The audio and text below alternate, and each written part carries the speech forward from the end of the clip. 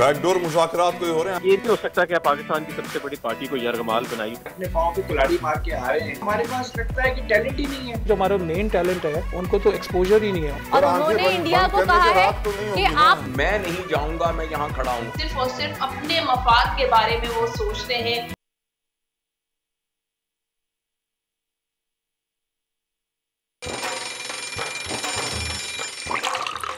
आजकल जिंदगी ही सुबह आउट ऑफ कंट्रोल है, दुनिया बोल है, पूरी दुनिया बोल है। बिस्मिल्लाहिर्रहमानिर्रहीम, अस्सलामु अलैकुम वरहमतुल्लाहि वबरकातुहू। उम्मीद करते हैं कि आप खैरियत से होंगे, ठीक ठाक होंगे। बरदा जी फरमाइए। कैसा हाल? आपने माशाल्लाह इतने नहीं, मैं पाकिस्तान में पैदा हुआ हूँ मैंने तो कहा इसलिए शायद आप उर्दू बोलना पसंद अरबी करता में हूँ, लेकिन स्टार्ट क्योंकि करें। वर्दा यूएई में पैदा हुई हैं तो उसकी वजह से वो एकदम से कैफ़ हाल पे आ जाती हैं हबीबी। लेकिन मैं इसका जवाब उर्दू में दूंगा। मैं बिल्कुल ठीक ठाक हूँ वर्दा, आप खैरियत से हैं? प्रोग्राम का आगाज कोट ऑफ द डे से करते हैं। आज सुना है आप शेर व शायरी करेंगी कोट ऑफ द डे में कुछ? जी बिल्कुल, क्योंकि जो मुल्क की इस वक्त सूरत हाल चल रही है उसमें मैंने एक शेर पढ़ा और ये शेर लगा कि बिल्कुल फिट बैठता है इस वक्त जो हमारी सियासी सूरत हाल चल रही है, जो जंग हो रही है कुर्सी के पीछे। तो अर्ज किया है, मैं शेर अर्ज करना चाहूंगी कि कुर्सी है ये तुम्हारा जनाजा तो नहीं है, कुर्सी है ये तुम्हारा जनाजा तो नहीं है, कुछ कर नहीं सकते तो उतर क्यों नहीं जाते। कम से कम 50 साल पहले सुना था मैंने। हाँ जी, ये इर्तिजा निशात साहब का शेर है जो मौजूदा हालात की सही तर्जुमानी करता है। मुल्क जिस नहज तक पहुंच चुका है अदम इस्तेकाम के बायस, जो माशी हालात हैं इस वक्त, सिर्फ आम इंतखाबात ही हमारी मईशत बचाने का एक वाहिद रास्ता दिखाई देते हैं। लेकिन क्या कहें हमारे हुक्मरानों को जो शायद मुल्की मफाद पर ज़ाती मफाद को ज़्यादा तरजीह दिए हुए हैं। इन्हीं सारी बातों का इजहार गुज़िश्ता रोज़ खान साहब ने भी किया था और मईशत के इस हालात इजहार पर सिर्फ तफसीली गुफ्तगू हम करेंगे आज अपने शो में। हमेशा करते हैं, लेकिन हम हमेशा करते हैं, नथिंग न्यू। लेकिन मैं कहा कोट ऑफ द डे को पोएट्री ऑफ द डे कर देते हैं। हाँ, तो या फिर story of the day, poetry of the day हम करेंगे। जो मुल्क की सूरत हाल पे फिलहाल चल रहा है इस वक्त, जो फिट बैठ रहा है, हम तो वो लेके आएंगे। आफ्टर ऑल हमारा शो मुल्क की सूरत हाल मैं आपको बताना चाहूंगा। आप मुल्क की सूरत हाल का अगर जिक्र कर रही हैं तो आज रात में ही कराची में जो है 5 साल लड़की को रेप के बाद कत्ल किया गया। कराची का इलाका सोराब गोट अफगान बस्ती, जहाँ पर यह वाकया पेश आया। ये मुल्क की सूरत हाल है कि आए रोज ऐसे वाकयात होते हैं लेकिन हम पे फर्क नहीं पड़ता। मुल्क की सूरत हाल ये है कि 7,65,000 पाकिस्तानी मुल्क छोड़कर चले गए, पढ़े लिखे Pakistani. PIDE Pakistan institute of developing economies की रिपोर्ट है और ये रिकॉर्ड कायम हुआ है पिछले साल से 3 गुना ज्यादा। पिछले साल 2,25,000 लोग गए थे, इस साल 7,65,000, जिसमें से 92,000 हाईली एजुकेटेड है। इसका भी जिक्र करेंगे आगे, जिक्र करेंगे आगे शो में। अभी तो शो स्टार्ट हुआ है, स्टार्ट में ही हम इतनी सारी खबरें एक साथ डाल देंगे तो लोग बेचारे परेशान हो जाएंगे। फिलहाल नजर डालते हैं आज की बड़ी खबर पे, आगे चल के शो में इसको कंटिन्यू डिस्कशन करेंगे। नून लीग पीटीआई को मुआशी बहरान का जिम्मेदार ठहरा रही है। पीटीआई आम इंतखाबात को मुआशी बहाली का वाहिद रास्ता बता रही है। मुल्क डिफॉल्ट के करीब है, हुकूमत और अपोजिशन आपसी लड़ाई में लगे हैं। कौमी टीम इंग्लैंड के खिलाफ पूरी सीरीज हार गई और फैंस एक आउट को लेकर बैठे हैं। पाकिस्तान को अपनी क्रिकेट जदीद खुतूत पर ढालना इस वक्त की अहम जरूरत है। सर्दी की शिद्दत ने अंडे और मुर्गी की कीमतों को भी ठंड करा दी। अंडे और मुर्गी के दाम बेलगाम। मुर्गियों की फीड का मसला जल्द हल न हुआ तो बहरान मजीद बढ़ेगा। और आयमा बेग के नए गाने पर नया तनाजा। कैफी खालिद का गाना गाने पर कुछ मद्दा खुश तो कुछ नाराज। किसी का गाना ज्यादा अच्छा है। सोशल मीडिया पर एक नई बहस छिड़ गई है। अब टॉप ट्रेंड पर नजर डालें तरह। चलिए ट्विटराटी की तरफ। आप इंस्टा के और फेसबुक के टॉप ट्रेंड्स तो नहीं बताएंगे लेकिन ट्विटर के बता दीजिए। चिड़िया क्या बोल रही है? चिड़िया आजकल ज्यादा हिट है और हर दफा ही हिट होती है ज्यादातर, तो इस वजह से हम चिड़िया के ही ज्यादा टॉप ट्रेंड लेके आते हैं। नॉट आउट आज टॉप ट्रेंड में मौजूद है क्योंकि पाकिस्तान और इंग्लैंड में दूसरे टेस्ट में सऊद शकील का आउट होना शायकीन को ना भाया और उन्होंने कौमी खिलाड़ी के हक में सोशल मीडिया पर आवाज़ बुलंद कर दी और एक नया ट्रेंड बना दिया, नॉट आउट। टॉप ट्रेंड में अब तक 3,73,000 से ज़ायद सारिफीन ट्वीट कर चुके हैं, लेकिन मेरी समझ में नहीं आता तला कि हम पूरी सीरीज हार गए हैं, उस पर कोई तवज्जो नहीं दे रहा। एक आउट गलत हो गया तो उसके ऊपर आपने रोना मचाया हुआ है। वीडियो दिखा दें जी, प्रोड्यूसर साहब ने मेहनत की, आज वीडियो लाए हैं, वो दिखाइए जरा वीडियो में, जब देखा जा सकता है कि इसके बॉल बाउंस कर रही है, पिक्चर्स भी चल रही हैं स्क्रीन पे, आप देख सकते हैं विजुअल्स। Here it comes. तो द कंट्रोवर्सी ये हुई है कि देखिए फुटबॉल में भी, फीफा में भी वर्दा VAR वर्चुअल रियलिटी की मदद से, टेक्नोलॉजी की मदद से, रीप्लेस की मदद से डिसीजंस दी जाती हैं। उसके अंदर भी बहुत सारी डिसीजंस कंट्रोवर्शियल आती हैं। इसमें वाज़ेह देखा जा सकता है कि बॉल ग्राउंड पे बाउंस हो रही है, फिर कलेक्ट कर रहा है एम्पायर अपने ग्लव्स में। इसको काफ़ी लोगों ने तनकीद का निशाना बनाया कि टेक्नोलॉजी के बावजूद गलत डिसीजंस, लेकिन मैं समझूंगा कि एम्पायर भी इंसान होते हैं, गलती उनसे भी हो सकती है। मैच के ऊपर तवज्जो दें, छोड़ें एक आउट को। हाँ, और फिर अगला भी ट्रेंड जो है वो इसी से रिलेटेड ही है। जोएल विल्सन ट्रेंड कर रहे हैं क्योंकि उन्होंने आउट करार दे दिया था, तो इस वजह से उनको भी तनकीद का निशाना बना के टॉप 10 में शामिल कर लिया गया है। बदला तो होना है, बदला तो होना है, यकीनन यकीनन। आगे बढ़ते हैं, मैं रिपोर्ट का जिक्र करूंगा अब पाइट का, जिसका हम पहले भी जिक्र कर रहे थे कि पाकिस्तान के नौजवान, हम जानते हैं लेकिन पाकिस्तान के जो नौजवान हैं वो मुल्क के 60-65% आबादी पर मुश्तमिल है, लेकिन सैडली उनको अपने मुल्क में इस वक्त कॉन्फिडेंस नज़र नहीं आ रहा, उनको अपना मुस्तकबिल नज़र नहीं आ रहा। जो भी तालीम हासिल करता है, एजुकेटेड हो जाता है, स्किलफुल हो जाता है, उसकी पहली तरजीह होती है किस तरह मुल्क से बाहर निकला जाए। 2022 में 3 गुना इजाफा हुआ है उन लोगों में जो मुल्क से बाहर गए हैं। 2,25,000 21 में गए थे, 7,65,000 22 में गए हैं, 2020 में 2,88,000 गए थे। इससे वाज़ेह हो जाता है कि मुल्क की सियासी मुआशी सूरत हाल को मद्देनज़र रखते हुए हमारी जो समाजी सूरत हाल है, जहाँ हर रोज़ आए दिन 5, 6, 7 साल लड़की रेप होती है, वहाँ पर कोई अपने आप को महफूज महसूस नहीं करता है। अफ़गान पाकिस्तान ताल्लुकात हमारे सामने हैं। हिना रब्बानी खर की विजिट थी अफगानिस्तान में, उसके बाद गुज़िश्ता रोज़ सेनेट में हमने सेनेटर साहब को भी देखा कि वो शोर मचा रहे थे कि ये क्या हो गया है, क्योंकि उस विजिट के बाद चमन बॉर्डर पर अफगानिस्तान से फायरिंग होती है, अफगानिस्तान में जो हमारे सफ़ीर हैं उन पर भी हमला होता है, साथ साथ हालात बड़े कशीदा हो जाते हैं सिक्योरिटी के। पाकिस्तान से नौजवान उठ के बाहर जा रहे हैं। वजह यही है कि मुल्क का मुस्तकबिल जब एक पाकिस्तानी को नजर नहीं आएगा, एक नौजवान को नजर नहीं आएगा, वो बोलेगा निकलो यहां से, जान छुड़ाओ, पाकिस्तान जिंदा भाग। और अभी ऐसा ही लग रहा है कि सिर्फ मुल्क की जो सूरत हाल चल रही है उसको बचाने के लिए सिर्फ साफ शफाफ इलेक्शन ही होने चाहिए। खान साहब ने कल भी इस बात का कहा था कि तमाम लोगों को उन्होंने कहा था कि जी उठ खड़े हों। उन्होंने किसानों को भी कहा है कि अपने हक़ के लिए बाहर निकलें, इंडस्ट्रियलिस्ट को भी कहा है कि अपने हक़ के लिए बाहर निकलें, और तमाम इदारों को भी कहा गया है कि इस वक्त फैसले की घड़ी है। उनका भी मुल्क है, सिर्फ खान साहब का ही नहीं है। तमाम लोगों को इस वक्त यकजुट होकर मिल जाना चाहिए, उठ खड़े होना चाहिए, ताकि मुल्क की मईशत और मुल्क की बेहतरी के लिए हम आगे बढ़ सकें। इसी पर मज़ीद गुफ्तगू जारी रखेंगे। हमारे साथ मौजूद हैं पाकिस्तान तहरीक इंसाफ के हमाद अजहर साहब, उनको वेलकम कहेंगे अपने शो में और सवाल करना चाहूँगी सबसे पहले कि हुकूमत PTI को मईशत की बदहाली का जिम्मेदार कह रही है। हमाद साहब, आप लोग इलेक्शन को मुआशी बदहाली का रास्ता बता रहे हैं कि इलेक्शन हो जाएंगे तो मईशत बहाल हो जाएगी, लेकिन इस नहज तक हम पहुँचे ही क्यों हैं? यहाँ तक पहुँचने की नौबत क्यों आई है? जिस वक्त आपकी हुकूमत थी उस वक्त चीजें काफी बेहतर चल रही थी। हमाद साहब,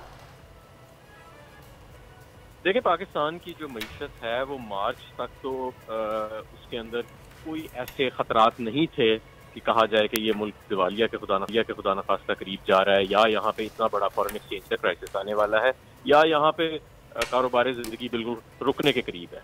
लेकिन उसके बाद जब ये नई हुकूमत आई, सियासी अदम इस्तेकाम आया, उसके बाद इनके कुछ ऐसे फैसले थे, IMF के प्रोग्राम को डीरेल किया गया, उसके बाद इन्होंने गैर संजीदा बजट पेश किया, रुपए के रेट के ऊपर ये यू टर्न लेते रहे, बार बार फिक्स करना है, नहीं करना, नया वजीर खजाना, पुराना वजीर खजाना, जिसकी वजह से आज मुल्क आपका एक संगीन क्राइसिस से दो चार है। और इसका वाहिद और वाहिद हल यही है कि एक ऐसी हुकूमत आए जो कम से कम फैसला साजी करे, 5 साल के लिए मौजूद हो। ये अब किसी शॉर्ट टर्म हुकूमत का के बस का काम नहीं रह गया। बैकडोर मुज़ाकरात कोई हो रहे हैं हमाद साहब? ये बताइएगा, कुछ खबरें आ रही हैं, ऐसी अफवाहें गर्दिश कर रही हैं कि कुछ पीछे ही पीछे मुज़ाकरात चल रहे हैं, कुछ हैं आपके पास इत्तला तो शेयर कीजिए।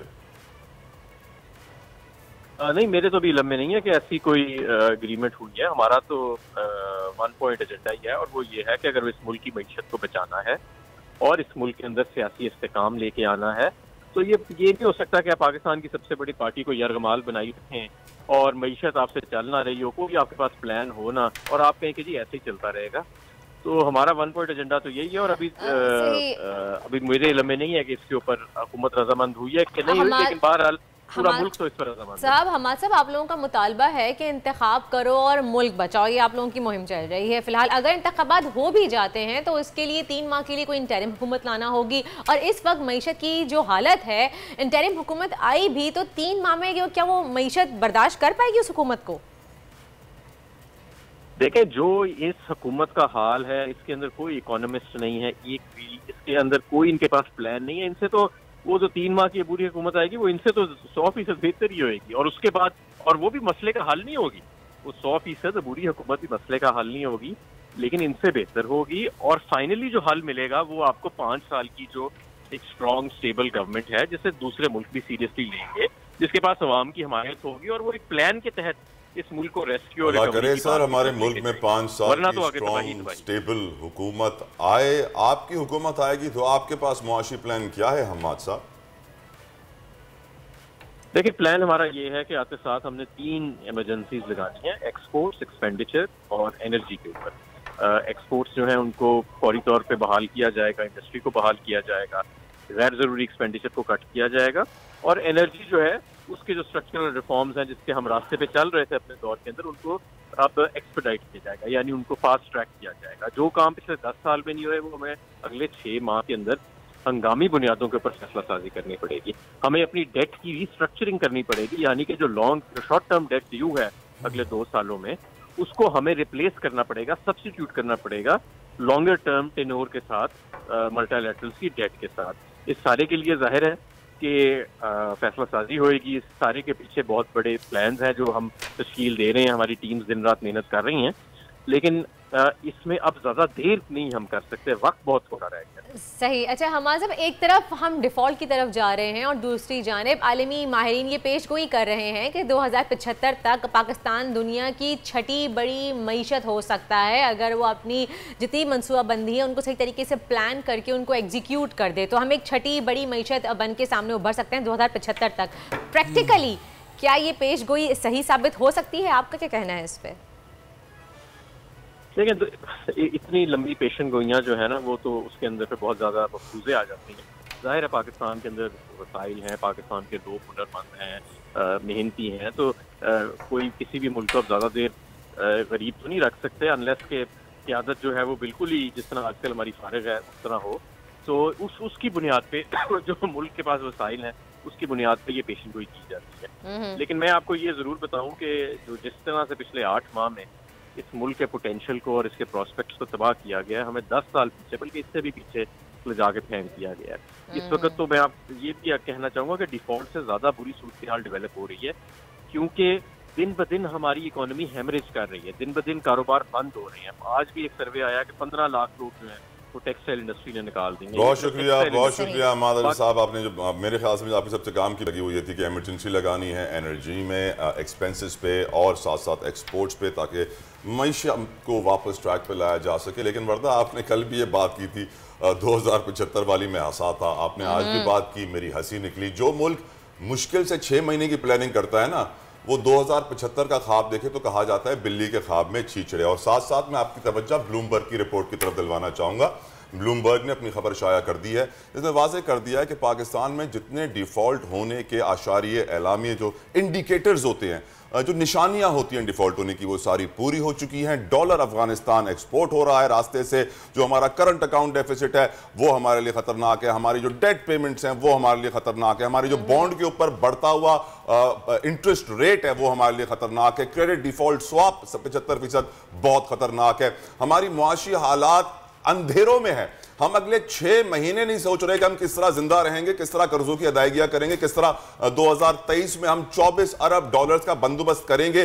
तकरीबन जो 12 अरब डॉलर के करीब स्टेट बैंक के पास हैं फॉरेक्स रिजर्व्स, उसमें से 6 अरब डॉलर स्टेट बैंक के हैं, बाकी पैसे कमर्शियल बैंक के हैं। इससे वाज़ेह हो जाता है कि हम मुश्किल ही सर्वाइव कर पाए अगर सही तरह हमने इकदाम नहीं किए, एमरजेंसी नहीं लगाई, नेशनल एक्शन प्लान की तरह नेशनल इकोनॉमिक प्लान नहीं बनाया, जो कि मैं पिछले 4 महीने से कह रहा हूं, लेकिन कोई सुनने को को तैयार नहीं। क्या मुल्क छोड़ के जा रहे हैं? मेरी ख्वाहिश है दूसरे नौजवानों की तरह, ख्वाहिश है लेकिन आप जा नहीं रहे। लेकिन हाँ, जैसे ही मेरे वसाइल हुए मैं चला जाऊंगा, वरना मैं इंतजार इसलिए नहीं कर रहा हूँ कि मुझे यहाँ प्यार है, मैं इंतजार इसलिए कर रहा हूँ कि अल्लाह ताला मेरी मदद करे और मैं निकलूं। नहीं, हमें अपने मुल्क से बहुत ज्यादा प्यार है और हम उम्मीद का हम दुआ करते हैं कि अल्लाह ताला हमारे मुल्क को इन तमाम बहरानों से निकाले। लेकिन हाँ, जरूरी इसलिए अरबी बोल रही थी प्रोग्राम के शुरू में, क्या? हाँ, इसलिए अरबी बोल रही थी प्रोग्राम के शुरू में, दुबई को याद कर रही थी। इंग्लिश नहीं बोलते क्या आप? लेकिन आप याद कर रही थी दुबई को, याद करें प्रोग्राम के आगाज में। नहीं, ये चीज मैं कहूंगी कि हाँ, मैं आई रिक्वेस्ट कि इतना नेगेटिव ना सोचें, आप दुआ करें ताकि हमारा मुल्क इन बहरान से निकल सके, इतना दूर भी ना जाके ख्वाब में गुजारें जिंदगी। चलें जी, हमारे गेस्ट वेट कर रहे हैं, थोड़ा सा क्रिकेट की बात करते हैं। ये बहस हमारी छिड़ी रहेगी, हम बाद में इसके डिस्कशन जारी रखेंगे। लेकिन फिलहाल कप्तान बाबर आजम की फिर से मायूस कुन परफॉर्मेंस। पाकिस्तान अपने होम ग्राउंड में दूसरा टेस्ट मैच भी हार गया है। अब लगता है सोचना चाहिए कि बाबर आजम को कोई सख्त फैसले लेना जरूरी है कि नहीं है। हमारे साथ मौजूद है हमारे क्रिकेट एक्सपर्ट एनालिस्ट है हमारे साथ सोहेब अलवी हैं हमारे साथ। ओके जी, अस्सलाम वालेकुम सोहेब अलवी साहब एंड वेलकम टू दुनिया बोल है। सोहेब अलवी साहब, क्या कहेंगे आप, जिस तरह से हम होम ग्राउंड में मैच हारे हैं, बाबर आजम को क्या अब सोचना चाहिए, कप्तानी छोड़ देनी चाहिए? फुटबॉल का सेमीफाइनल भी आज अलवी साहब, जिस तरह की परफॉर्मेंस रही है ओवरऑल। लेकिन इस वक्त तो समझ में नहीं आ रहा कि हम होम सीरीज में क्रिकेट खेल रहे हैं या फुटबॉल खेल रहे हैं, बिकॉज हम हवा में गेंदे मारे जा रहे हैं। और बड़ा अफसोस होता है कि इतना टैलेंट है पाकिस्तान में, आपकी होम पिचेस है, आप 9 साल तक चीखते रहे कि हमारा होम ग्राउंड होगा तो फिर हम ये करेंगे और हम वो करेंगे, और अगर हम हार रहे हैं और अगर हम जीत नहीं रहे हैं तो क्योंकि हम होम ग्राउंड पे नहीं खेल रहे हैं। लीजिए, आ गया ऑस्ट्रेलिया, आ गया इंग्लैंड, आप अपने आखिरी 3 टेस्ट हार गए, आप अपनी आखिरी 2 सीरीज जो हैं होम ग्राउंड पे वो हार गए। और अफसोस ये है कि अपने पाँव पे कुल्हाड़ी मार के हारे हैं कि जो आपकी स्ट्रेंथ हुआ करती थी जब हम होम ग्राउंड पे खेलते थे, टर्निंग पिचेस होती थी, ब्लैंड पिचेस भी होती थी। उसमें आपको याद है कराची टेस्ट में इमरान खान ने ब्लैंड विकेट के ऊपर 8 विकेटें ली थी अपनी इन स्विंग करके। हमारे पास वो टैलेंट है, वसीम अकरम वकार होते थे, शोएब अख्तर होते थे, वो पिच को साइड पे रखते थे, अपनी परफॉर्मेंस से मैच जितवाते थे। अब हमारे पास मसला ये है कि अगर हमारे शाहीन शाह अफरीदी और हारिस रऊफ और नसीम शाह, हारिस रऊफ तो टेस्ट टीम में थे भी नहीं, वो अगर इंजर हो जाते हैं तो हमारे पास लगता है कि टैलेंट ही नहीं है। मतलब हम हसनैन को लिए फिर रहे हैं, वसीम जूलियर को लिए फिर रहे हैं, लेकिन हम किसको लेकर आ रहे हैं? मोहम्मद अली को लेके आ रहे हैं, फहीम अशरफ से ओपन बॉलिंग करा रहे हैं जिसने आज तक ओपन बॉलिंग नहीं की है। तो आई थिंक हमने अपनी गलतियों से ये हारा है। और आपने, जैसे मैं कहूँगा कि बहुत चीजें ऐसी थी ग्राउंड के ऊपर जो कप्तान के बस में नहीं थी बाबर आजम की, लेकिन जो उनके बस में है, जो उनको अथॉरिटी दी गई है, वो 11 प्लेयर सेलेक्ट वो करते हैं। तो उन्होंने क्या सोच के आपका पेस अटैक रखा, आपने 2 डेब्यूटेंट्स खिला दिए, साथ में आपने फहीम अशरफ खिला दिया। I mean I really don't understand. England की बॉलिंग का मजाक उड़ा रहे थे, हम खुद हंसते हुए पागल हो गए। अकल कब आएगी हमें सर? मेरे ख्याल में जैसे मुल्क में अकल नहीं आ रही है, अभी मैं आपका सुन रहा था इकोनॉमिक डिफॉल्ट, हमारा क्रिकेट डिफॉल्ट हो रहा है, मैं यही कहूँगा। सोहेब साहब, इब्रार की परफॉर्मेंस के बारे में क्या कहेंगे? डोमेस्टिक से हमने 2 लोगों को टीम में शामिल किया, उन्होंने अच्छे परफॉर्मेंस दिया, और जिस टीम को हम लिए फिर रहे हैं इतने अरसे से साथ, जो इंटरनेशनल मैचेस भी खेल रही है, उनकी परफॉर्मेंस इतनी खास नहीं रही है, तो इस बारे में क्या कहेंगे? देखिए, अबरार का एक चीज ख्याल रखें कि जब भी कोई मिस्ट्री बॉलर आता है, बल्कि कोई ऑर्डिनरी बॉलर भी आता है, वो पहले टेस्ट के अंदर जो है ना, वो पहले सीरीज के अंदर एक छाया हुआ रहता है, क्योंकि दूसरी टीम ने अभी उसको एनालाइज नहीं किया होता है। Abrar is a phenomenal talent, मैं कहता हूँ बहुत लाजवाब एंट्री है, और इंशाल्लाह सकलैन, मुश्ताक अहमद, इन सब की तरह जैसे 90s में इन्होंने बिल्कुल बैम्बूजल कर दिया था ऑपोजिशन को, ये भी करेगा। लेकिन वी शुड बी प्रिपेयर्ड, इसके ऊपर होमवर्क शुरू हो गया है, वो वीडियो एनालिसिस शुरू हो गई है, 28 एंगल से वो उसकी बॉलिंग को एनालाइज करेंगे। शायद कराची टेस्ट में भी वो छा जाए, लेकिन इवेंचुअली हम ये ना एक्सपेक्ट करें कि अबरार का जैसा टैलेंट आके हर टेस्ट में 10 विकेट ले जाएगा। अलवी साहब, वो सरफराज जो है कराची से लाहौर शिफ्ट हो गए हैं, क्या अब उन्हें खेलने का मौका मिलेगा? अच्छा, ये मेरे इल्म में नहीं है कि कराची से वो लाहौर शिफ्ट हो गए हैं, लेकिन अगर लाहौर शिफ्ट हो गए हैं, इससे मेरे ख्याल में उनका कराची का जो बैकग्राउंड है, जो थोड़ा सार्केज़म यूज कर रहा था मैं, वैसे अलवी साहब थोड़ा सार्केज़म यूज कर रहा था। नहीं, मेरे ख्याल में मैं फिर वही कहूंगा कि सरफराज को, मेरे ख्याल में रिजवान को रेस्ट देने की वजह से सरफराज को 1-2 टेस्ट आपको खिलाने चाहिए। He should come back, he is a very reliable batsman, लेकिन रिजवान ने इस बल्लेबाजी में, इस टेस्ट में दिखा दिया। द ओनली थिंग इज कि we need some relief and we need to give rest to our players जो कि बिल्कुल ओवरसेल हो गए। सोहेब साहब, अगर हम देखें एशिया कप से लेके अब तक हमारी टीम की परफॉर्मेंस इंतहाई ख़राब रही है, इसका जिम्मेदार किसको ठहराते हैं आप?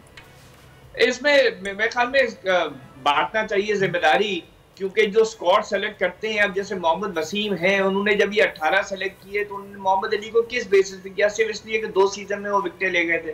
और इस तरह की डिसीजंस आपके सिलेक्शन में प्रॉब्लम आते हैं, पर आपकी जो फाइनल 11 है वो बाबर आजम पे आती है। फिर रमीज राजा एक तरफ के पिचेस लेकर आऊंगा, drop in, that means he is already, फिर वो कहते हैं कि पिच कैसी बन गई तो मेरे बस में नहीं है। तो you can have it both way. So I think जिम्मेदारी जो है हर लेवल के ऊपर, चेयरमैन से लेके, सेलेक्टर से लेके, कोच से लेके और कप्तान तक आती है। क्रोएशिया या अर्जेंटीना कौन जीतेगा आज अलवी साहब?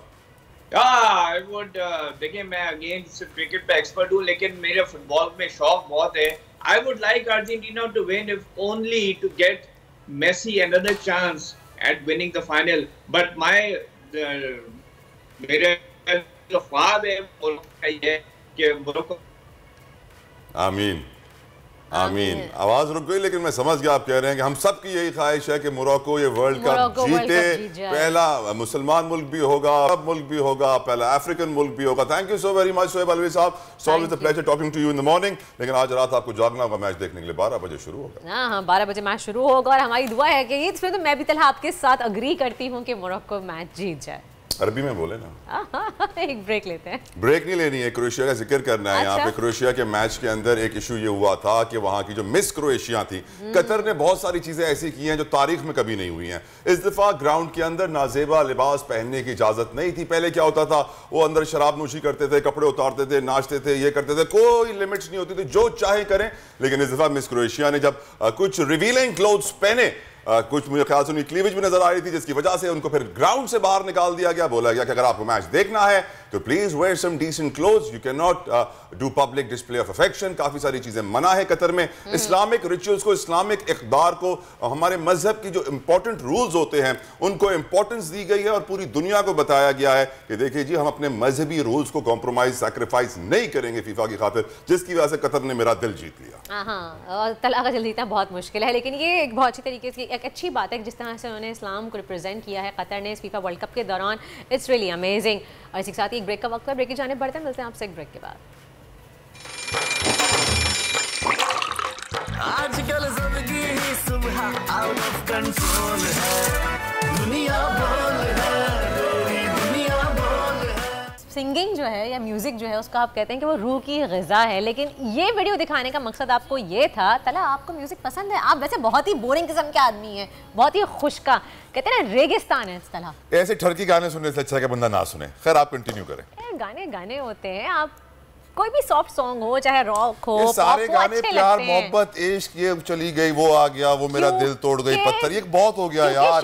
मुल्क की हालात देखो, कहाँ से मैं ये रोमांटिक बातें मुल्क की हालात पे गाने गाऊं तो भी आप कह सकते हैं मुझे प्यार हुआ था जब मुल्क के हालात अच्छे थे। खैर, आगे बढ़ते हैं कि आयमा बेग का जो सॉन्ग हमने आपको सुनाया, ये कंट्रोवर्सी का शिकार हुआ है सोशल मीडिया पे, क्योंकि आपको पता होगा ये गाना पहले, आज से 6 से 7 महीने पहले कैफे खालिद का गाना था, उन्होंने गाया था और फैंस को पसंद भी बहुत था उनका ये गाना। लेकिन अब जब ये आयमा बेग ने सॉन्ग गाया है तो कुछ फैंस नाराज हो रहे हैं, कुछ लोग कह रहे हैं कि नहीं, उन्होंने बहुत अच्छा गाया है। इस पर मजीद गुफ्तगू जारी रखेंगे। हमारे नुमाइंदे इस वक्त आयमा बेग के साथ मौजूद हैं।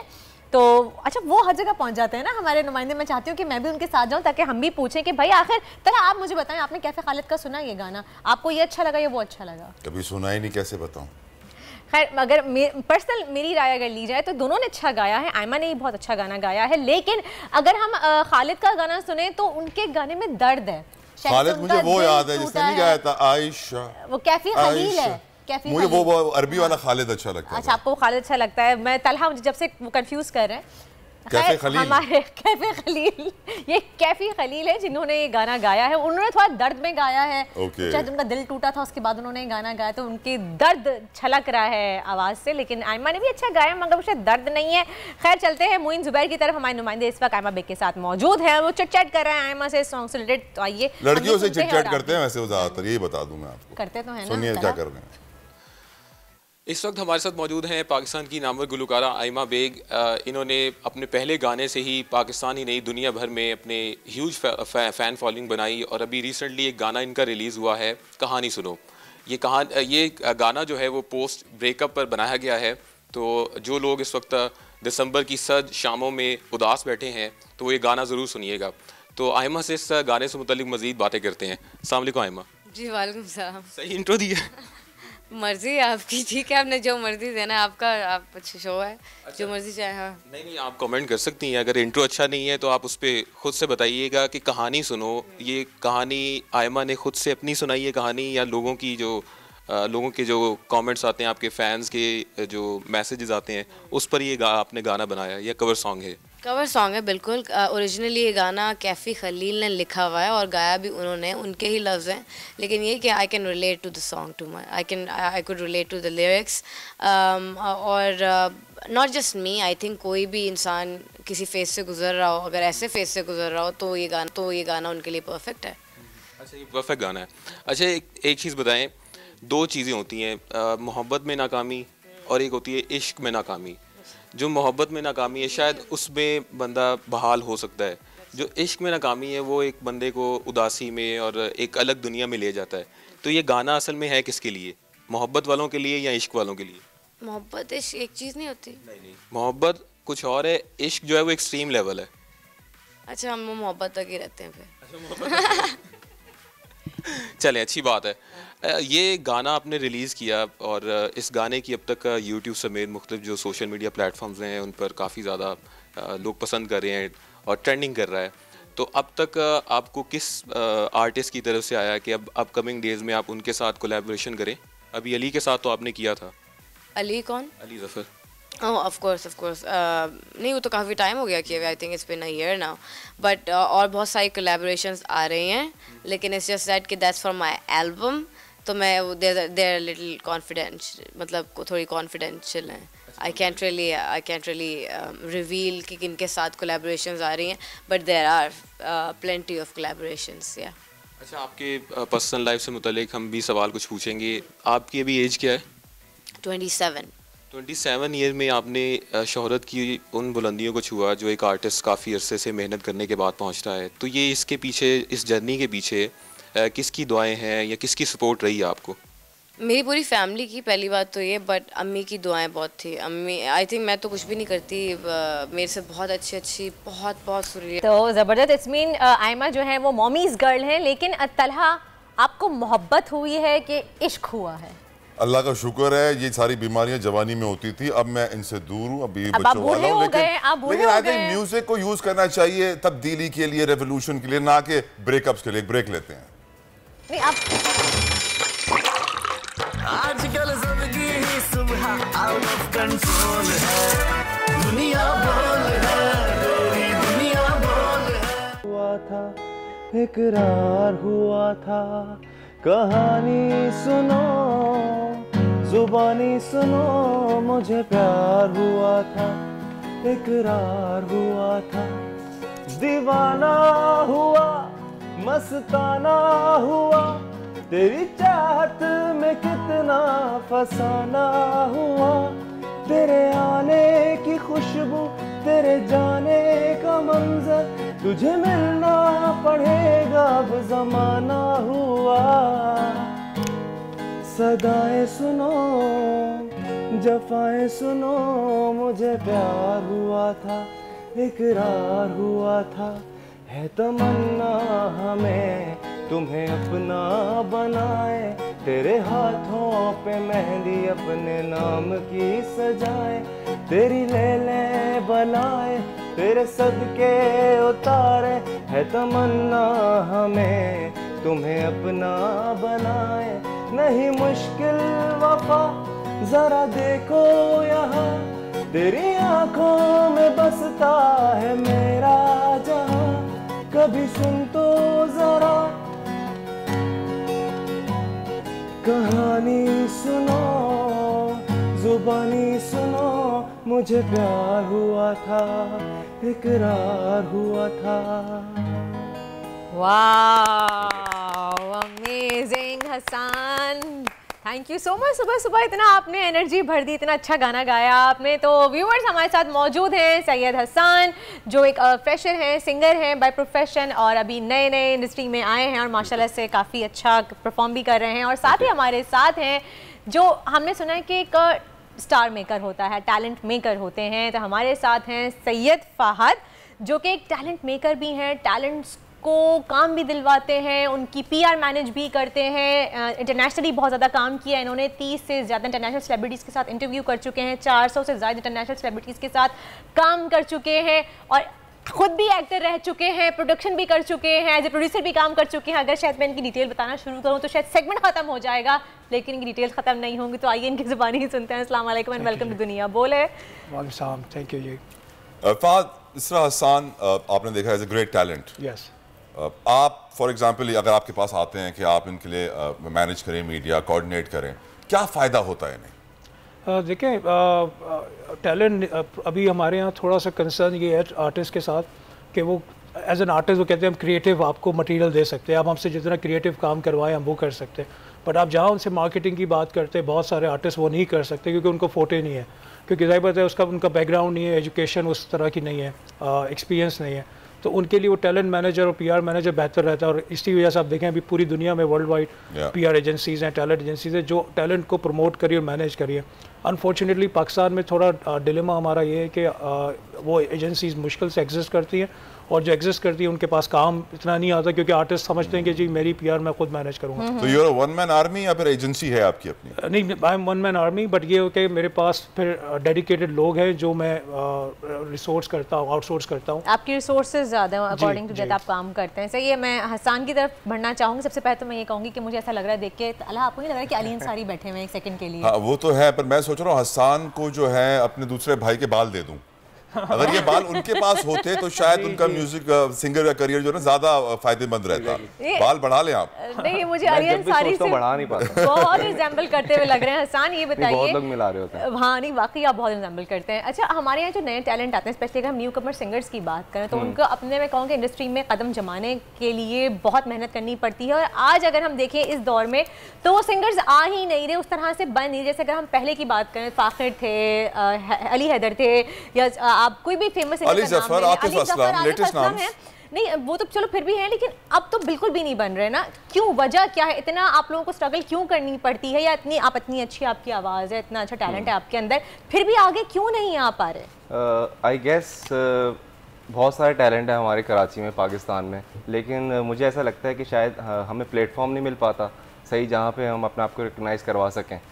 और अभी कुछ टैलेंट्स की भी ये होता है कि जो न्यू टैलेंट्स होते हैं वो आते ही पेड की तरफ जाते हैं कि भाई हर चीज़ पैसा नहीं होता, आपको अपने आप को मनवाना पड़ता है, आपको मेहनत करनी पड़ती है किसी भी पैशन में, या कुछ भी आप करें तो उसमें आपको मनवाना पड़ता है। बाकी लक होती है और मैं भी लगा हुआ, सब लगे हुए हैं, फाखिर थे, इतने नाम थे। मैं यही सवाल फहद से करूंगी कि आप बताइए कि आप तो बिहाइंड द सीन सारी स्टोरी जानते हैं कि आप इनके साथ रहते हैं, उठते बैठते हैं, आपको ज्यादा पता होगा क्यों? बहुत सारे फहद ऐसे भी लोग होते हैं, अपकमिंग टैलेंट होते हैं जो अफोर्ड नहीं कर सकते, मेकिंग इट देयर, वो पहला कदम उठा रहे हैं और उनको सबसे ज्यादा जरूरत होती है आपकी PR सर्विसेज की। How do you convince them? Actually देखिए, हमारे पास एक तो अभी जो सवाल है उसका मैं थोड़ा सा डिटेल में जवाब देना चाहता हूँ। एक तो टैलेंट हमारे पास बहुत है और फिर हमारे पास अननेसेसरी टैलेंट भी बहुत है। अननेसेसरी टैलेंट मतलब कि आप देखिए हर घर में एक फोटोग्राफर मौजूद है, एक व्लॉगर मौजूद है, एक म्यूजिशियन मौजूद है। ये पहले सिनेरियो नहीं था। जिस टाइम की आप बात करिए उस टाइम पे रियल टैलेंट था और उस वक्त रियल टैलेंट था।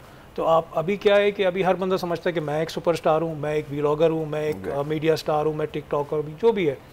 तो वो एक बड़ा गलत डिलेमा हमारी जो इंडस्ट्री और हमारा जो पाकिस्तान जिस तरफ जा रहा है। दूसरा ये कि जो हमारा मेन टैलेंट है, जो आप समझते हैं जो हमारे गांव देहात वगैरह में है, उनको तो एक्सपोजर ही नहीं है, उन तक तो आप पहुंच भी नहीं पाए। जो कोक स्टूडियो वगैरह ने किया था वो उन्होंने कोशिश की थी उन तक पहुंचने की, बट उसमें भी उन्होंने पूरा टैलेंट नहीं लेकर आए। और वो लोग को क्या है, वो मैंने जैसे बात की पहले, वो क्रिएटिव लोग हैं। वो कहते हैं कि हमसे आप गाना गवाओ, हमसे आप म्यूज़िक करवाओ, हमसे ये मत करवाओ कि आके मैं चैनल पे, अब जैसे मैं इंटरनेशनल बहुत सारे आर्टिस्ट का जानता हूँ जो चैनल पे इंटरव्यू नहीं देना चाहते। वो कहते हैं यार मुझे इंटरव्यू और मीडिया के सामने मत लाओ, मैं आपको परफॉर्मर हूँ, मुझसे आप परफॉर्म, मैं बहुत बड़े नाम की बात कर रहा हूँ जो मैंने रियल, मुझसे कह रहे हैं यार मुझे कहाँ तुम इंटरव्यू पे लेके जा रहे हो यार, मुझसे मत, अगर हटा सकते हो बचा सकते हो, क्योंकि उनको वो शौक नहीं है कि मैं मीडिया पे आऊँ इंटरव्यू दूँ, कहते हैं मेरा गाना काम है, मुझसे म्यूजिक करवाओ बस, मेरी आवाज़ है बस, मेरी बस आवाज़ है, मुझे लोगों और वो बंदा है ही ऐसी। आपने उनको जितने शोज देखे, कौन आप नाम ले सकते? मैं ले सकता हूँ, अरिजीत सिंह के साथ मैंने बहुत काम किया है, बहुत हम्बल आदमी है, और मैंने शायद ऐसा टैलेंट नहीं देखा। वो आम लोगों से भी इंटरेक्ट नहीं करता, वो सिर्फ म्यूजिशियंस के साथ इंटरेक्ट करता है, नॉर्मल ड्रेस में रहता है, स्लीपर्स में रहता है, बहुत डाउन टू अर्थ अपने काम, और वो कहता है कि मुझसे म्यूजिक करो, और वो लिटरली पूरे दिन बैठ के म्यूजिक करता है शो में। तो जी मैं ये पूछना चाह रही थी आपसे कि हमारे यहाँ सोशल मीडिया पे आजकल टिकटॉकर्स की बात करें, हम व्लॉगर्स की बात करें, तो जैसे आपने कहा कि हर घर में एक टैलेंट बैठा है, वो अपने आप को सुपरस्टार समझता है, तो इन लोगों ने ऐसे टैलेंट हैं जो एक्चुअली हमारे रियल टैलेंट है, उनको कितना डिमोटिवेट किया है या डिमोरलाइज किया, या उनकी जगह जो है वो हटा दी है? जी, ये क्या तो इम्पैक्ट आया इसका हमारी सोसाइटी पे? बहुत ज़्यादा, और ये हमेशा से जब मैं ग्रोन अप, मैंने अपना करियर स्टार्ट किया बैक इन 2002, तो मैं देखता था उस टाइम हमारे इंडस्ट्री में बहुत बड़े बड़े एक्टर्स थे, पाकिस्तान के अंदर भी और आप बाहर की बात करें, जैसे मैं पाकिस्तान में बात करूँगा, कवि साहब थे आपके, फिर वो फिरदौस जमाल साहब हैं, तो ये जो हमारे इतने अच्छे अच्छे टैलेंट थे, उनको वो प्लेटफॉर्म या उनको वो मैं समझता हूँ मकाम नहीं मिला जो उनको मिलना चाहिए था या है। अभी भी माशाल्लाह ये लोग हयात है और अल्लाह ज़िंदगी दे।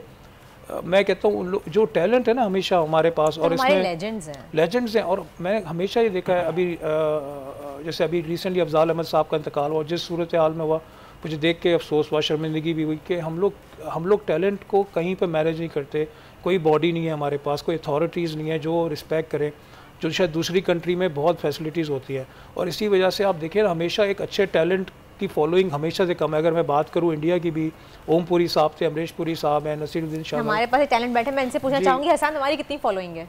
मेरी अभी इतनी ज़्यादा फॉलोइंग नहीं है, मेरे ख्याल से 3000। मैं हसन से एक और अच्छा सवाल पूछना चाहता हूँ। हसन, क्या वजह है, अभी हम आयमा बेग का भी गाना सुन रहे थे तो हमारे नुमाइंदे मोइन जुबैर वहाँ पहुँचे हुए थे, लड़कियों का इंटरव्यू करने वाले हमेशा पहले पहुँचते हैं, और मुझसे पूछा कि आपने ये गाना जो बनाया कि अपने ब्रेकअप पे तो नहीं बनाया, जितने भी गाने हैं ये ब्रेकअप पे, प्यार पे, इश्क पे, तुम आ जाओ तुम चली जाओ, आती नहीं जाती नहीं, क्या वजह है इसकी? कहते हैं कि आर्टिस्ट जो है वो दिल टूटने के बाद जो है वो तब आर्टिस्ट बनता है, एक्चुअल आर्टिस्ट निकलता है अंदर से।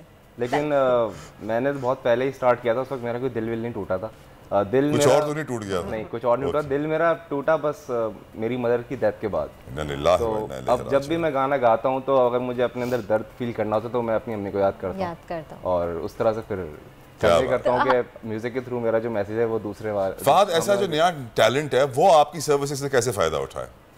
देखिए, नया टैलेंट में सबसे बड़ा ड्रॉबैक ये है, जैसे हसन ने भी बात की कि इन्वेस्ट नहीं करना चाहते, और बहुत डरे हुए, क्योंकि इतना टैलेंट है। वो कहते हैं कि अगर मैं थोड़ा बहुत जो मैंने सेविंग की हुई है या पेरेंट्स के मेरे पास पैसे हैं, मैं वो लगा दूं प्रमोशन पे अपनी और इन्वेस्ट करूं अपने आप पे, तो मेरे पास बचेगा ही नहीं कुछ। और मैं अगर नहीं मशहूर हुआ उसके बाद, फ़र्ज़ करें मैंने गाना बनाया, तो पहले तो ये था, आप देखें आर्टिस्ट गाने पे गाने रिलीज़ करते थे, वो ये नहीं सोचते थे कि मैं मशहूर होऊंगा नहीं होऊंगा, वो बस रिलीज़ कर रहे थे। और पहले तो प्लेटफॉर्म कम थे, हसन ने तो कहा पहले, अभी प्लेटफॉर्म नहीं, अभी तो मैं समझता हूँ कि इतने प्लेटफॉर्म्स हैं आपके पास, और आपका अपना सेल्फ प्लेटफॉर्म है, आप अपना यूट्यूब खुद चैनल बना के गाने डाल सकते हैं, सोशल मीडिया।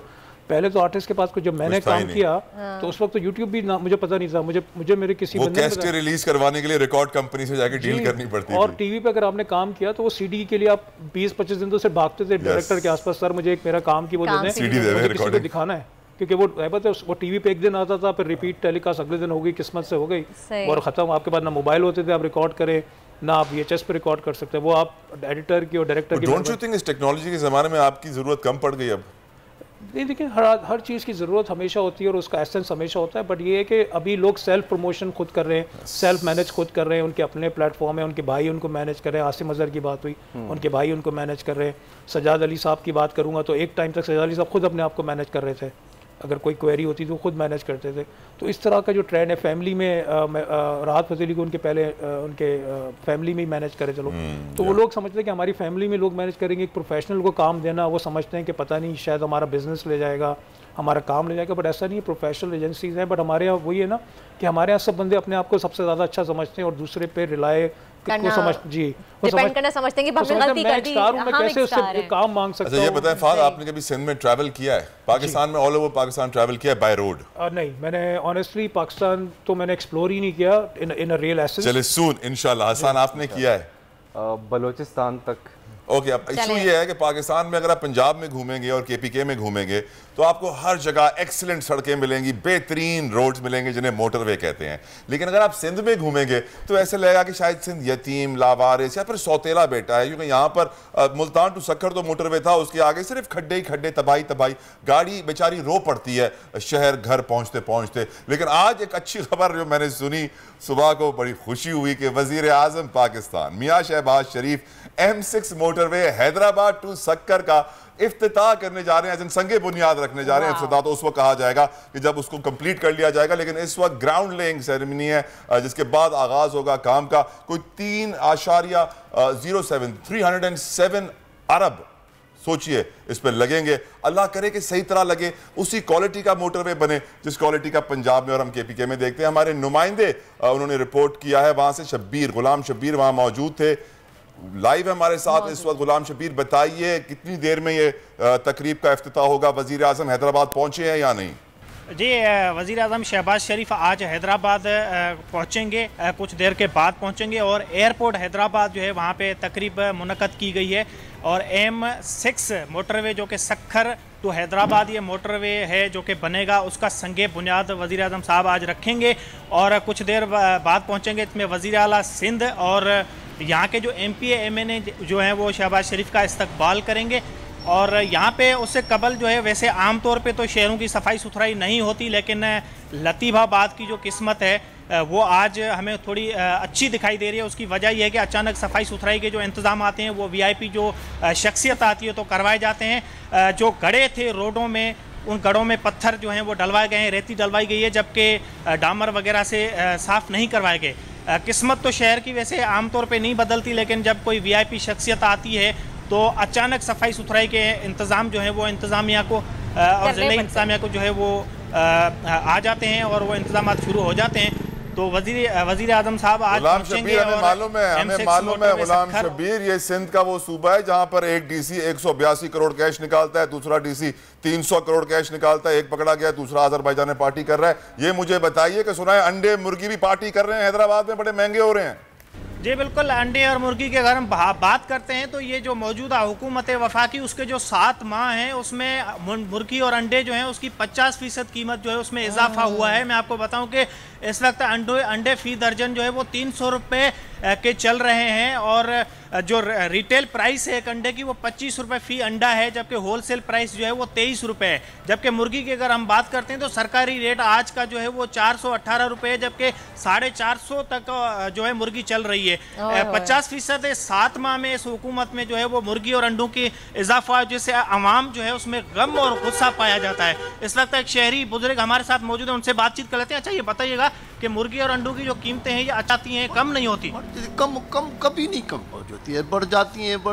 वो जो अंडा लेते हैं तब या हमारे को अंडा नहीं खाने के लिए मिलता है यार, इतनी बढ़ जाती है। जो गरीब आदमी जो है जो अंडा नहीं ले सकता है और मुर्गी नहीं ले सकता है, मुर्गी को और पूछना नहीं था यार। अभी मुर्गी बढ़ गई 700 रुपये। ये तो बिल्कुल आपने सुना कि बहुत शुक्रिया आपका शब्बीर, बहुत बहुत शुक्रिया आपका। वाकई अंडे और मुर्गी की कीमतें इतनी बढ़ गई हैं, सर्दियां आ गई हैं, तो उन्होंने कहा कि जी हम भी थोड़ी सी कीमतें बढ़ा लें अपनी, क्यों हम आवाम को सहूलत पहुंचाएं कि वो इसे भी खैर एंजॉय करें। खैर अभी हम आपको एंजॉय करवाते हैं, हमारे साथ हसान मौजूद हैं और फहाद का एक और टैलेंट भी हमारे सामने आपको बताएं कि ये सिंगिंग भी बहुत अच्छी करते हैं और सिर्फ उर्दू ज़बान में ही नहीं, काफ़ी लैंग्वेजेस में, पश्तो, बलोची और इन ज़बानों में भी गाने गाते हैं। तो हसान आप गिटार प्ले करें और फहद मैशअप हो जाए कोई, ट्राई कर ले। जी कर सकते हैं। तो मेरे ख्याल में स्टार्ट करते हैं आतिफ की कहानी। ओके। झूला झूलाए ये पनघट नदिया, किनारे ये आंगन निंदिया, तू आना हवा के संग मुझको भी तू बिठाना अपने संग, सुनो मेरे दिल जानी ये कहानी मानी, एक दिन मेरे संग ये जहां, मेरा कुछ और तेरा भी अरमा, जाने दिल में क्या कुछ ये बसा, ये मेरी कहानी। पश्तो में भी कुछ हो जाए जी, बीबी शीरीन कर सकते हैं, मुश्किल हो करें चले। मैं पहले थोड़ा सा आपको बता दूं, चले अच्छा हसन को एक हसन आप गाना गा लें चलें। नहीं मैं बीबी मैंने को बोला था किस तरह से हम कर सकते हैं। अच्छा चले जी। बीबी शीरीनी ज़रगुली रबासिबा आप भी साथ गाएं ना ताकि जुड़ा लसूना बीबी शीरीनी। चले हसन आप कोई गाना सुना। This song goes to my fans and friends. Okay fans and friends को डेडिकेट कर रहे हैं ये सॉन्ग।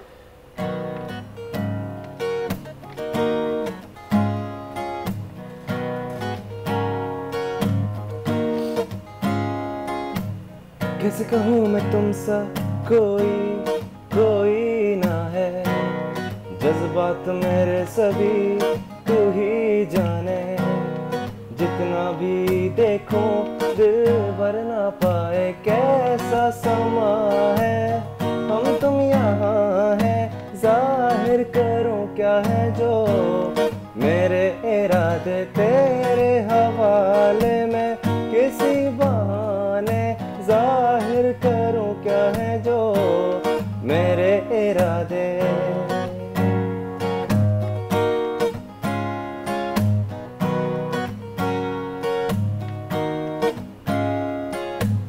ऐसे गुनगुनाता रहूं तेरे लिए मैं, चाहूं कि मुझ तक रहे तेरी निगाहें, कैसे ये कहूं कैसे मैं कहूं असर जो तेरा मेरे दिल पर हुआ है, कैसा समा है, हम तुम यहाँ हैं जाहिर करूं क्या है जो मेरे इरादे। Wow thank you. जबरदस्त। बाद आखिर में क्या मैसेज देना चाहेंगे नए आने वाले टैलेंट को, किस तरह से उन्हें अपनी PR और डिजिटल मीडिया मैनेज करना चाहिए? देखिए मैं सबको नए पुराने सबको ये कहूँगा कि जी जो मेहनत कर रहे हैं उस पर ज़्यादा फोकस से मेहनत करें, डाइवर्ट ना हो चीज़ों को लेके। लोग बड़े कंफ्यूज हो जाते हैं, रुक जाते हैं सफ़र में अपने। कोई भी जर्नी आप स्टार्ट करें तो उसको एंड तक लेके जाएं, उसमें रुकावटें आती हैं, किसी की ज़्यादा आती है किसी की कम आती है, और कोई बहुत लकी होते हैं इनकी कुछ भी नहीं आती। तो ये मत सोचें जिनकी कोई नहीं आई तो आपकी क्यों आ रही है।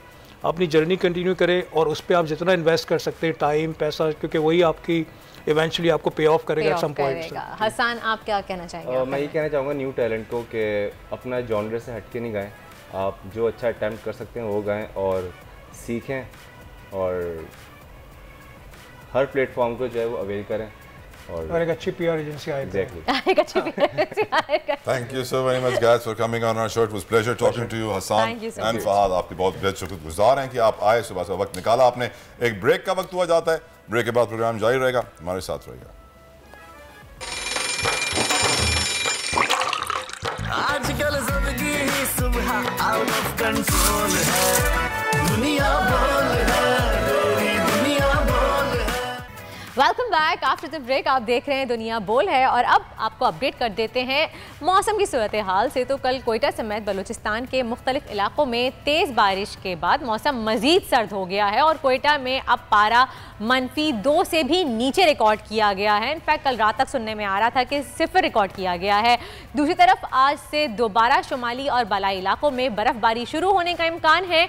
गिलगित बल्दिस्तान समेत आज दोबारा शुमाली बलूचिस्तान में भी बारिश का इम्कान है। दूसरी तरफ सिंध में शदीद धुंध का सिलसिला भी जारी है।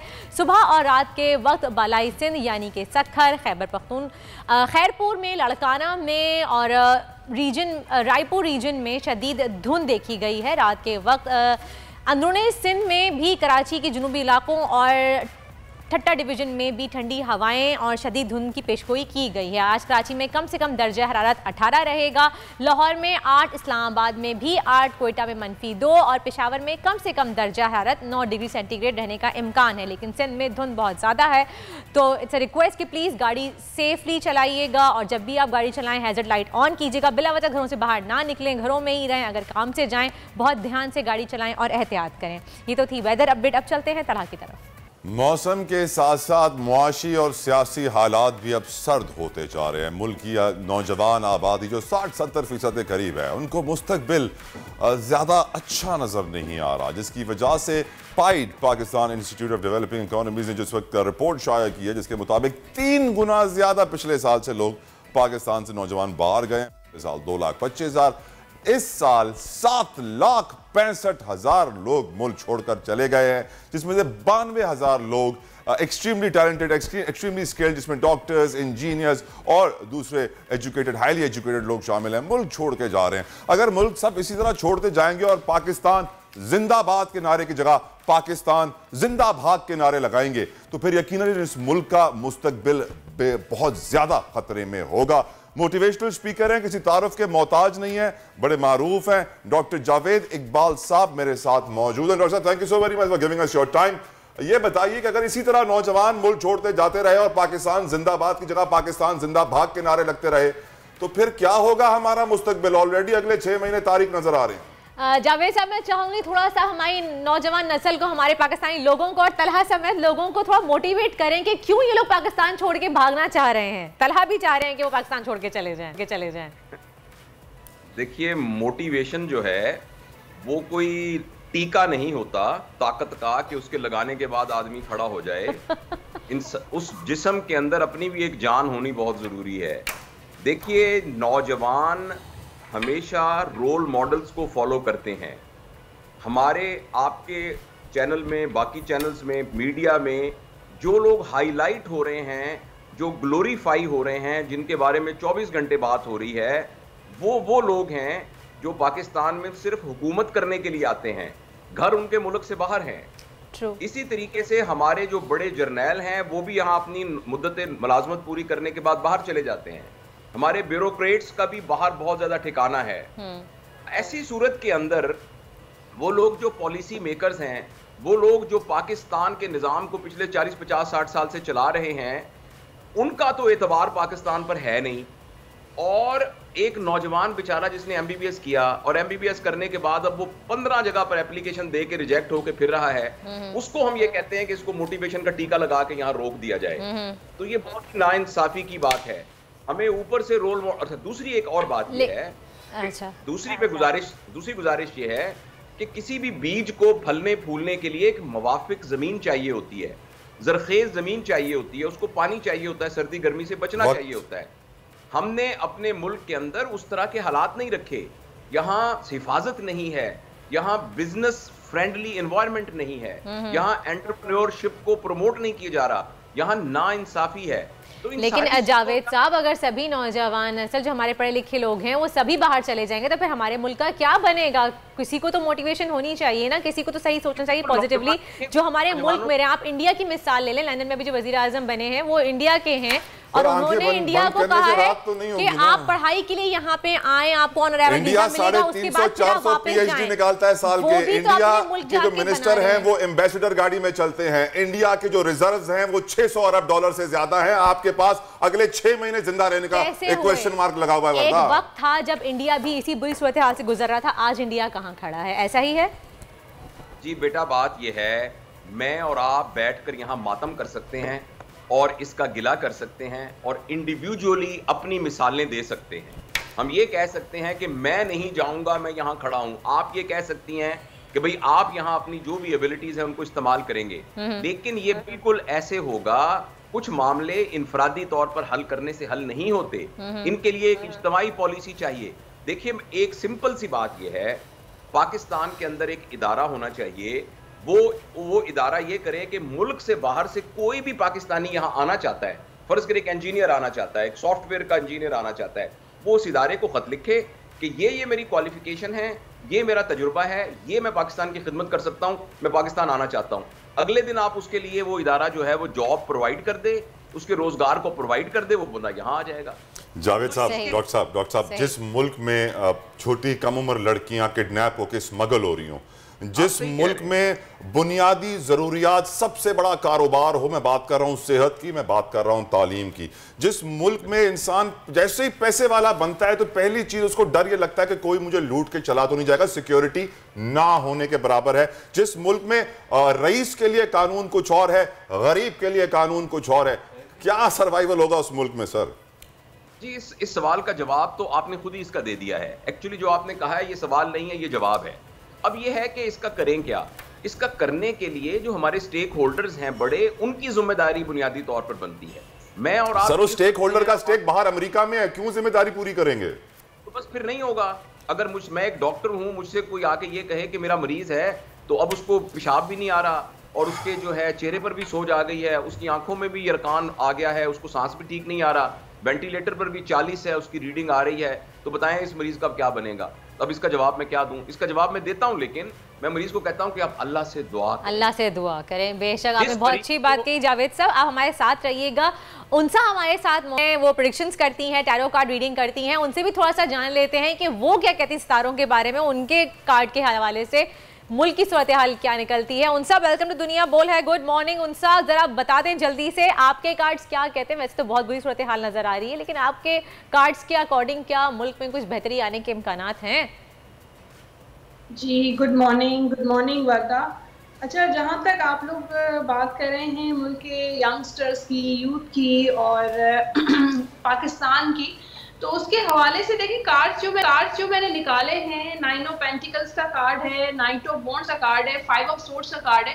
मुझे ऐसा लगता है कि अवाम को या स्पेशली यूथ को जो है अब बिल्कुल मायूसी हो गई है। जैसे यहाँ पर 5 ऑफ सोर्ड्स का कार्ड है, तलवारें ही तलवारें, कॉन्फ्लिक्ट्स, प्रॉब्लम, मुश्किलात, फ्यूचर मुझे उनका नज़र नहीं आ रहा। मतलब वो उनके लिहाज से वो समझते हैं कि हम जितनी भी एफर्ट स्ट्रगल करेंगे, जितना भी भागेंगे, जैसे ये घोड़े का कार्ड है, 9 ऑफ सोर्ड्स का कार्ड है, हम जितना भी भागेंगे लेकिन हमें वो चीज़ नहीं मिलेगी जो मिलनी चाहिए। तो वो इतने ज़्यादा फ्यूचर को लेके डिसअपॉइंट हो गए हैं कि वो अब यहाँ पर अपनी एनर्जी देना ही नहीं चाहते, अपनी एफर्ट करना ही नहीं चाहते।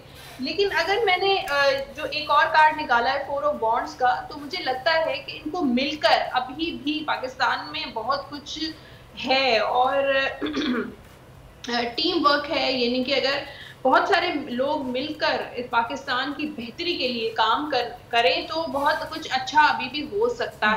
बेशक उनसे मैं भी यही कहती हूँ कि हम सबको मिलकर काम करना चाहिए ताकि हम मुल्क की बेहतरी के लिए कुछ कर सके। हम इंडिया की बात कर रहे थे, 1991 में इंडिया के रिजर्व 1 अरब से भी कम रह गए थे, वो ऑलमोस्ट डिफॉल्ट की तरफ चला गया था। लेकिन आज आप देखिए हम इंडिया की मिसालें दे रहे हैं यहाँ बैठे हुए। अगर वहां भी उस वक्त ऐसा होता सब छोड़ के भाग जाते मुल्क, तो मुल्क कहाँ रहता? नहीं जावेद साहब? जी आप सही कह रहे हैं, अल्लाह करे ऐसा हो जाए। दुनिया के अंदर कोई भी चीज़ हतमी नहीं होती। और दूसरी बात ये कि हमारे एक बुजुर्ग थे, इस तरह जिस तरह हम सब लोग बातें कर रहे हैं, मायूसी की बातें कर रहे थे, तो उन्होंने एकदम एक फिक्रा कहा और मेरे दिल पर वो बहुत लगा। उन्होंने कहा कि बेटा अल्लाह से उसका फजल मांगो, अल्लाह को उसका फजल करने से कोई नहीं रोक सकता। तो ये बातें तो अपनी जगह पर मौजूद हैं, लेकिन बहरहाल हम एक मारूजी तौर पर, हम साइंस की दुनिया में रहते हैं, हम साइंस के स्टूडेंट्स हैं, मारूजी तौर पर हम जब कॉज और इफेक्ट को देखते हैं तो जिस तरफ ग्राफ जा रहा है वो ठीक नहीं है। अब ठीक हो सकता है, क्यों नहीं हो सकता है, बशर्ते कि जो करना चाहता है उसकी नीयत नजर आए। जावेद साहब, अब आप देखिए पिछले एक महीने में, एक बात मुकम्मल कर दूं, पिछले 1 महीने में आप टीवी पे खोल के देख लीजिए, आपको सवाए इस बात पर कि कौन जेल से छूट गया, कौन नहीं छूट गया, कौन इंग्लैंड से आएगा, कौन नहीं आएगा, फलां नाअहल होगा, फलां नहीं नाअहल होगा, आपको कोई ऐसा थिंक टैंक नजर आ रहा है जो ये कह रहा हो कि 5 साल बाद हमारे नौजवान कहाँ होंगे, 10 साल बाद हमारे नौजवान कहाँ होंगे, 20 साल बाद पाकिस्तान का क्या विजन है, पाकिस्तान का एजुकेशन सिस्टम जो है उसके अंदर क्या रिफॉर्म्स होंगी? तो हमारी ये प्रायोरिटीज नहीं है। हमारी प्रायोरिटीज एक खेल तमाशा है, और इसी तरह का एक खेल तमाशा, सियासी खेल तमाशा है जो लगा हुआ है, और सब लोग उसकी डुगडुगी के ऊपर नाच रहे हैं बंदरों की तरह, हम सब। डॉक्टर साहब, तो ये बहुत तकलीफ बात है। डॉक्टर साहब, अल्लाह में हमें यकीन है, अल्लाह की हम रहमत और उसकी बरकत के तलबगार हैं, आका सल्लल्लाहु अलैहि वसल्लम में हमें यकीन है, उनकी आल में हमें यकीन है कि बेशक नाउमीदी कुफ्र है। लेकिन सर अगर आप देखें दीनी लिहाज से तो हम तो मुनाफिकत के इस वक्त पीक पर हैं। पाकिस्तान वो मुल्क है जहां पर कुरान का गलत तर्जुमा प्रिंट होकर पूरी दुनिया में एक्सपोर्ट किया जाता है। पाकिस्तान वो मुल्क है जहां पर एक्सट्रीमिज्म लीगल है, हर मजहबी इंतहा पसंदी की प्रैक्टिसेस यहां पर अलाउ की जाती हैं। यहां पर मजहब के नाम पर सर मदरसों में 100-100 बच्चे रेप हो जाते हैं, फिर एक सियासी जमात मशरूत तौर पर पुलिस के हवाले करती है। तो मैं ये सोचता हूं कि हम अल्लाह से उम्मीद तो लगाए बैठे हैं, लेकिन हमारे अमाल ऐसे नहीं है कि अल्लाह हमसे राजी हो। जहाँ अच्छे लोग होते हैं वहाँ बुरे लोग भी होते हैं। उनसे मैं आपसे जानना, जावेद साहब please respond to my question. पहले इस पे कीजिए जावेद साहब। जी मैं अर्ज कर रहा हूँ कि मैं आपकी सवाल से बात से बिल्कुल 100% इत्तेफाक करता हूँ।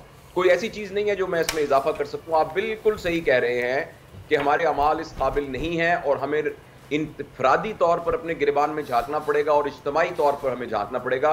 आपकी बात से मैं 100% इत्तेफाक करता हूँ। उनसा की तरफ बढ़ूंगी मैं। उनसा, आप बताइए आपका क्या कहना है, आपके कार्ड्स क्या कह रहे हैं मईशत के बारे में, आगे आने वाले मुल्क की सियासी सूरत हाल के बारे में? देखिए, सियासी सूरत हाल के बारे में और या हुकूमत की तरफ से अगर मैं यूथ के बारे में बात करूं कि क्या कोई जो है रिलीफ मिलता हुआ नजर आ रहा है, कोई फैसिलिटीज या आगे चीजें बढ़ती हुई डेवलपमेंट नजर आ रही है, तो वो चीज तो मुझे जीरो नजर आ रही है। क्योंकि कार्ड भी आप दे सकते हैं, टू ऑफ सोर्स का कार्ड है, फिर डेविल का कार्ड है। तो हुकूमत या पॉलिटिशियंस जो हैं वो एक डेविल की एनर्जी मुझे नजर आ रही है, इंतहा दर्जे की सेल्फिश, सिर्फ और सिर्फ अपने मफाद के बारे में वो सोचते हैं।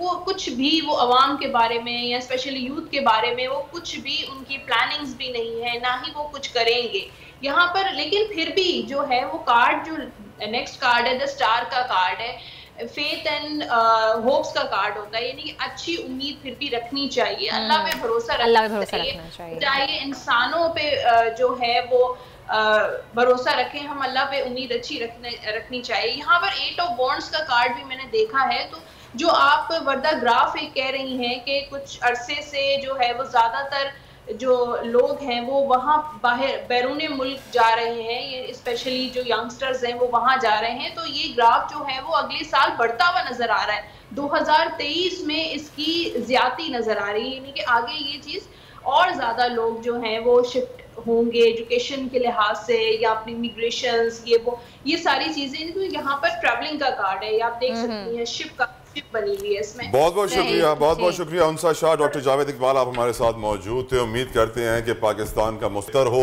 और हमारे नौजवान मुल्क को छोड़ना बंद करें और अल्लाह ताला हमसे राजी हो जाएं ताकि हमारे हालात बेहतर। आमीन सुम आमीन।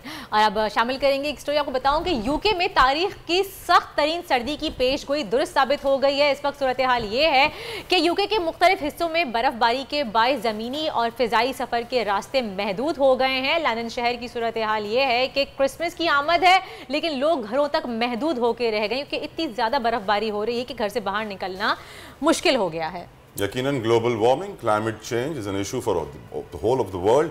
पूरी दुनिया इस पर सर लगाए बैठी है कि बदलते मौसमियाती सूरत हाल से कैसे मुकाबला किया जाए। इसका मुंह बोलता सबूत इस वक्त बरतानिया की सूरत हाल है, जहां बर्फ़ पड़ी, ज़िंदगी मुंजमद हो गई। उनको नहीं मालूम किस तरह सर्वाइव करना है, किस तरह अपने रोज़ाना के अमूर सर अंजाम देने। हमें भी सोचना चाहिए पाकिस्तान को, इस बदलते मौसम से हमारे पास भी हर 2-3 सालों में बड़े बड़े असरात, कभी ड्राउट आता है, खुश्क साली, फिर सैलाब, कभी कुछ, लेकिन हम सीखते नहीं हैं। अल्लाह हमें सीखने की तौफीक अता फरमाए। आमीन। और इसी के साथ ही आज का शो होता है ख़त्म। कल फिर मुलाकात होगी आपसे सुबह 9 बजे। Till then take good care of yourself. मुझे अता को दीजिए इजाज़त। अल्लाह हाफ़िज़। आजकल ज़िंदगी ही सुबह आउट ऑफ कंट्रोल है, दुनिया बोल है, पूरी दुनिया बोल है।